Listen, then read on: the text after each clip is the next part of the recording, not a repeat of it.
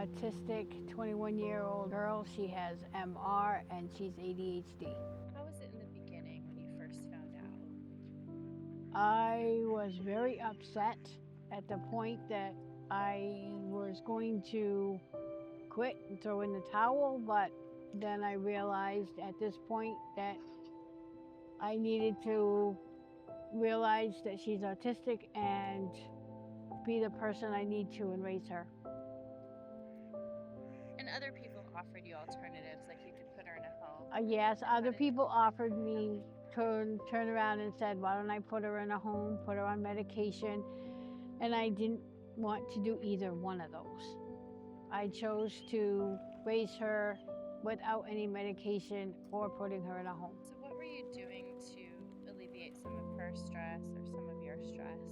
Well, before I had the Vibora machine, I was turning around when she had meltdowns. I was not squeezing her like I was before. I was really turning around. She was slapping and whatever. And it was really hard because I couldn't slap her back. So I had to either put her in a room and let her work it out herself or figure out a way that she was going to be safe. What is it like when she's having a meltdown? When she has a meltdown and she's crying, she's throwing things, she's hitting, she's really not in a safe place herself when she has a meltdown. And you put her in the room and you felt like that was okay. Yes, because there was nothing in her way that was going to harm her. She was laying on her bed, and when she was calm enough, she came upstairs and she would apologize to me and say she was sorry and give me a hug. And how would you describe, like, from when she was young to now, like her verbal skills? Her verbal skills are much better because I think even though she was in school, she had the talking machine, the talking device, but that really wasn't working. And then when you offered Vibora and we were working with Vibora, I noticed a big change. What do you mean?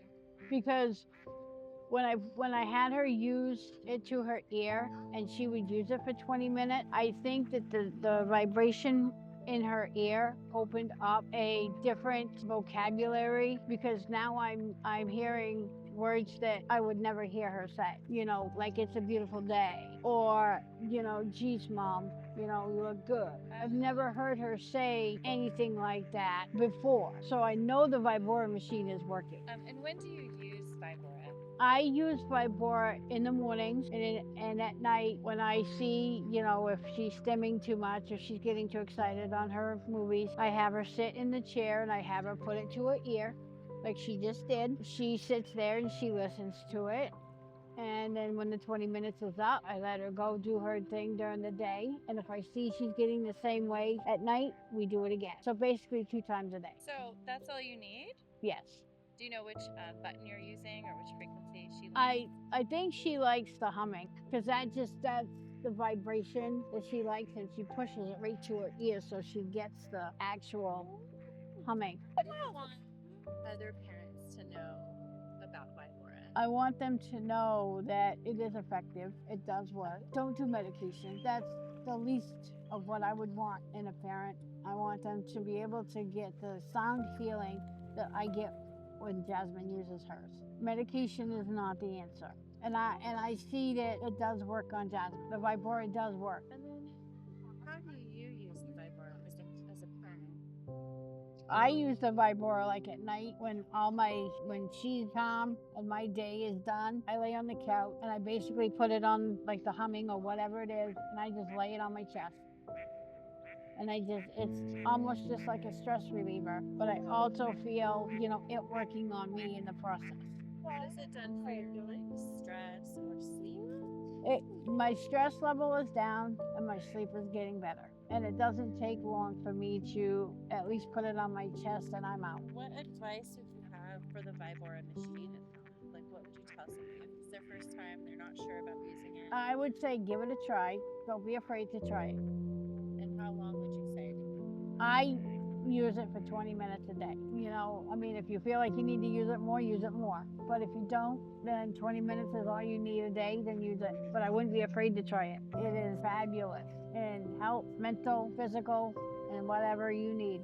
Children with disabilities, you know, don't be afraid to try it. I would tell other parents that, you know what, a child that has autism or any disability, putting them in a home or putting them any place is not the solution. Having children with autism is not easy. It's a struggle, but they didn't ask for this. They were born with this, or something happened, and you just have to be the parent and step up and raise them regardless of whatever they are. You know, some days are easy, some days are hard. You know, I can't pick and choose what days are going to be easy or what days it's going to be hard. It's all on her. She comes up the stairs and she's in a good mood, and she can be in a good mood, and then all of something triggers, and I just never know one day from the next. How long did they used to last? They used to last 25 minutes. Now they're last about 10 minutes. So that's a big change from 25 to 10. And it's a lot easier on me because I don't have to hold her in a hold as long as I had to use. Holding her 25 minutes was a struggle. Holding her 10 minutes is easier. I wouldn't change the world for her. She's my ride or die. You know, I would recommend Vibora to anyone. It really works. It is a big difference. Sound healing is the way to go. Medication is not. No kid should be medicated and be put on medication to control their behavior, because they can't control their behavior. It's what is beyond our control, we can't control. I have seen a big change in her since we've used that Vibora. I mean, that's nothing compared to what it was years ago. Years ago, it was really bad. Her doing that now it's amazing.